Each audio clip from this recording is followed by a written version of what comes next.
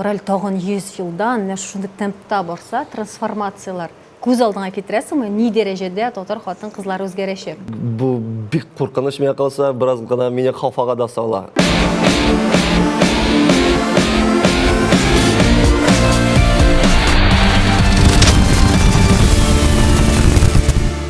Бүген берсеннән берсе шибәр, зирәк, акыллы, сәләтле моңлы сандугачларыбыз.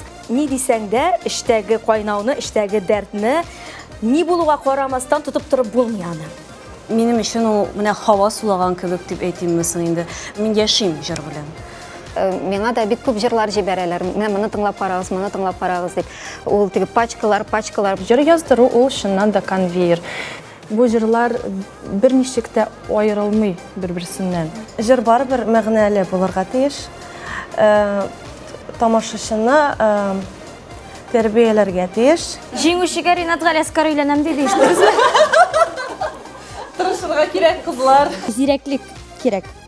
Һәм полный вперед. Шулганнарның кадерен белгенә.